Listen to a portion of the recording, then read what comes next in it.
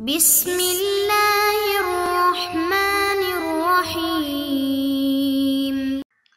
اعوذ باللہ من الشیطان الرجیم، بسم اللہ الرحمن الرحیم، الحمد للہ رب العالمین، حمدا کثیرا کما هو اہلہ، وصلی اللہ علی محمد و اہل بیتہ الطیبین الطاہرین۔ کتاب شرح باب ہدی اشر، سبق نمبر 62، فصل پنجم، نبوت کے حوالے سے آج تیسرا سبق ہے۔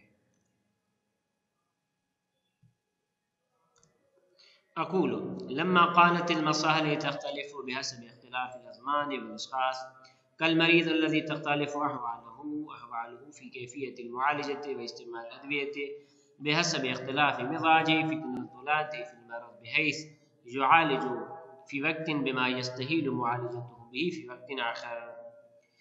علامہ ہلی رحمۃ اللہ علیہ کی عبارت کل پڑھی تھی کہ جس میں وہ فرماتے ہیں کہ ہمارے نبی محمد صلی اللہ علیہ وسلم اور اس کی دلیل یہ کہ خداوند عالم نے جناب کے دست مبارک میں معجزات ظاہر فرمائے اور جناب نے ادعائے نبوت بھی کیا، تو اگر خداوند عالم کی ذات نے یہ معجزات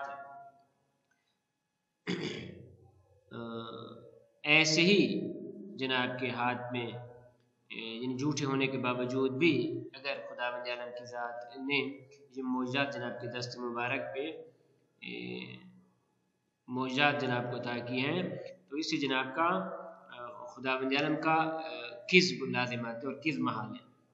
اور اس کے بعد چند ایک معجزات کا انہوں نے ذکر کیا ہے، تو اس کی وضاحت میں علامہ فاضل مقداد رحمۃ اللہ علیہ وہ فرماتے ہیں کہ مصالح اور مفاسد ازمان اور اشخاص کے اختلاف سے تبدیل ہوتے رہتے ہیں۔ مثلا مریض کے حالات مختلف ہیں، ایک حالت میں اس کا معالجہ ایک چیز کے ساتھ محال ہے، لیکن دوسری حالت میں اس کا معالجہ اسی چیز کے ساتھ ہو سکتا ہے۔ اسی طریقے سے فرماتے ہیں نبوت اور شریعت بھی ایسی ہیں کہ خلق اور مخلوقات کے مصالح اور مفاسد کے اختلاف کی وجہ سے زمانے کے اعتبار سے یا اشخاص کے اعتبار سے نبوت اور شریعت اس کے جو احکامات ہیں یہ بھی تبدیل ہوتے رہتے ہیں، اور اسی بنیاد پہ شرائع کا نسخ ہے۔ اور یہی راز ہے کہ جو مصالح و مفاسد جناب موسیٰ علیہ السلام کے زمانے میں تھے، لذا ایک مخصوص شریعت بھیجی گئی، اور جو مصالح و مفاسد جناب عیسیٰ علیہ السلام کے دور میں تھے ایک دوسری شریعت بھیجی گئی، پہلی شریعت کو نسخ کر دیا گیا۔ اسی طریقے سے رسول خدا صلی اللہ علیہ وسلم کے دور میں جو مصالح و مفاسد تھے اس بنیاد پہ سابقہ شرائع کو نسخ کیا گیا۔ لذا فرماتے ہیں لما كانت المصالح تختلف بحسب اختلاف الازمان والاشخاص، جب مصالح مختلف ہوتے ہیں ازمان اور اشخاص کے اختلاف کے ساتھ، کالمریض مثل مریض کے کہ الذي تختلف احواله في کیفیت المعالجہ و استعمال ادویہ، مریض جس کے حالات مختلف ہوتے ہیں کس میں؟ معالجہ کی کیفیت میں اور استعمال ادویہ کی کیفیت میں، بحسب اختلاف مزاج ہی، اس کی مزاج کے اختلاف کی وجہ سے، فی تنزلات فی المرض، مرض میں جو اونچ نیچ اس کے مزاج میں ہوتی ہے، جس کی بنیاد پر مزاج مختلف ہوتا ہے، لذا اس کا معالجہ اور استعمال ادویہ یہ بھی مختلف ہوتی ہے، کیفیت مختلف ہوتی ہے کہ بحیث یعالج فی وقت بما یستحیل معالجته به فی وقت آخر، اس طرح کہ ان کا معالجہ ایک وقت میں محال ہے، دوسرے وقت میں اسی چیز کے ساتھ معالجہ ٹھیک ہے۔ لما اس کا آگے جواب، جب مصالح اور مفاسد مختلف ہوتے ہیں ازمان اور اشخاص کے اختلاف کے ساتھ، تو کانت النبوۃ والشریعہ مختلفتین بحسب اختلاف مصالح الخلق فی ازمان و اشخاص، لذا نبوت اور شریعت یہ بھی مختلف ہوتے ہیں خلق کے مصالح کے اختلاف کے ساتھ، زمان اور اشخاص کے اعتبار سے۔ وذالک هو السر فی نسخ الشرائع بعضها لبعض، اور یہی وہ راز ہے جس کی بنیاد پہ بعض شریعتوں کو بعض شریعتوں کے ساتھ منسوخ کر دیا جاتا ہے، جناب موسیٰ کی شریعت کو جناب عیسیٰ علیہ السلام کی شریعت کے ساتھ، اور جناب عیسیٰ علیہ السلام کی شریعت کو جناب محمد مصطفیٰ صلی اللہ علیہ وسلم کی شریعت کے ساتھ، لذا الی ان انتہت النبوۃ والشریعہ، یہاں تک کہ نبوت اور شریعت کا خاتمہ ہو گیا الی نبینا محمد صلی اللہ علیہ وآلہ، ہمارے نبی محمد صلی اللہ علیہ وسلم کی نبوت تک۔ جناب آخری نبی ہیں، جناب کے بعد کسی اور نبی نے نہیں آنا. جتنے بھی سابقہ شرائع ہیں وہ منسوخ ہو چکی ہیں. کہ الذی اقتضى الحکمہ کون نبوتہ و شریعتہ ناسختین لما تقدمہ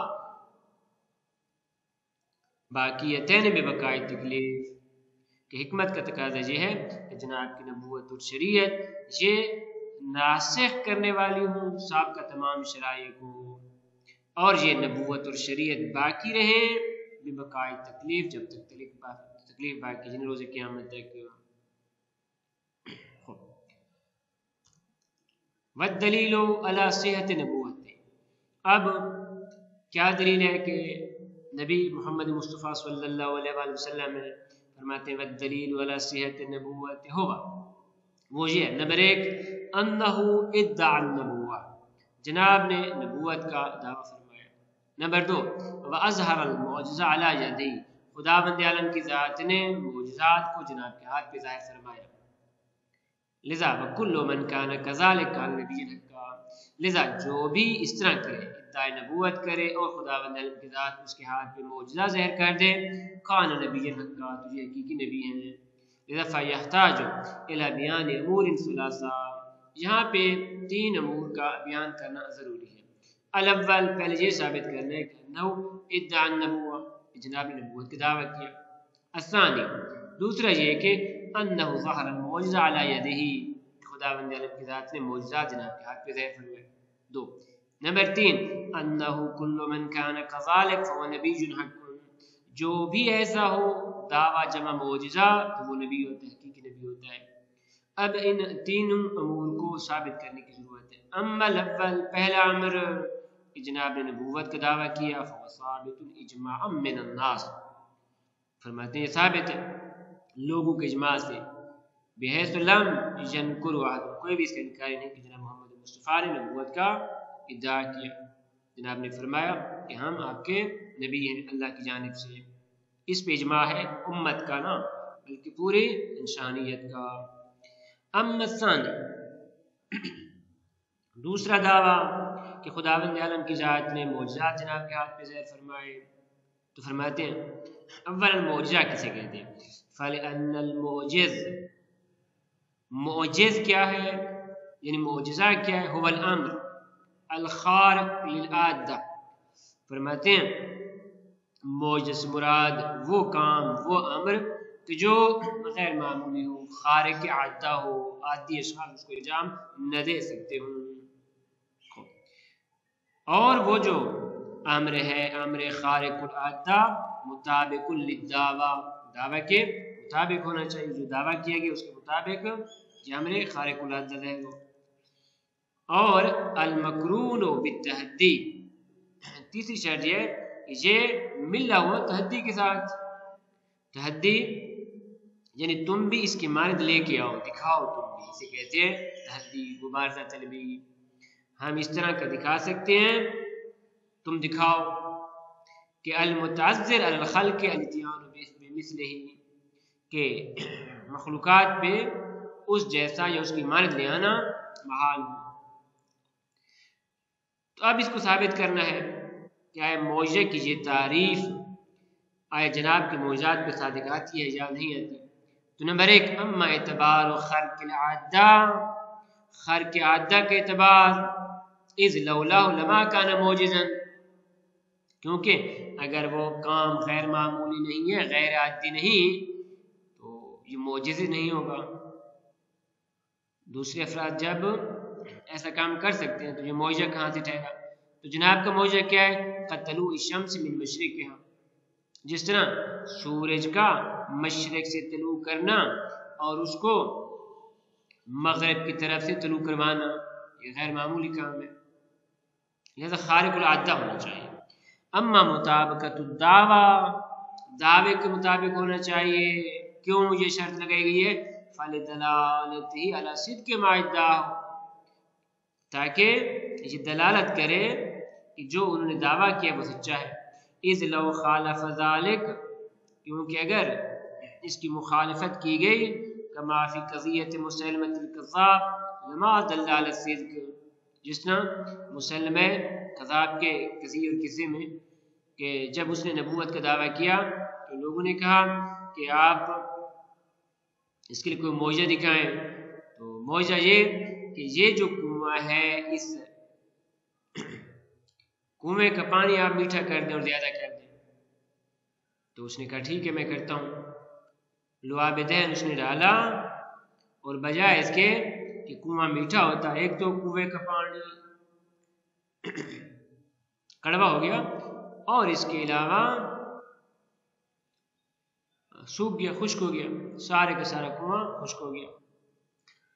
پس یہ دعویٰ اور اس کا معجزہ آپس میں مطابقت نہیں رکھتی تھی. اور اس کے علاوہ اگلی جو شرط لگائی تھی وَأَمَّا التَّعَذُّرُ عَلَى الْخَلْقِ مخلوقات کے لیے متعذر ہو فَلِأَنَّهُ لَوْ كَانَ كَثِيرَ الْوُقُوعِ لَمَا دَلَّ أَيْضًا عَلَى النُّبُوَّةِ. کیونکہ ایسا کام کہ جو کثیر الوقوع ہو وہ نبوت پہ دلیل نہیں بن سکتا. بس یہ معجزے کی تعریف اور شرائط اس کی وضاحت ہو چکی. اس کے بعد آیا اس قسم کے معجزات جناب کے ہاتھ پہ ظاہر ہوئے. فرماتے ولا شک ايضا فی ظہور المعجزات علی ید نبینا، ہمارے نبی کے ہاتھ پہ معجزات کا ظاہر ہونا اس میں کوئی شک نہیں ہے. وذالک معلوم بالتواتر، فرماتے ہیں یہ تواتر کے ساتھ پتہ ہے، اس کا معلوم ہے کہ الذی یفید العلم ضرورتا، اور تواتر بدیات میں سے متواترات یہ بات گزر چکی منطق میں.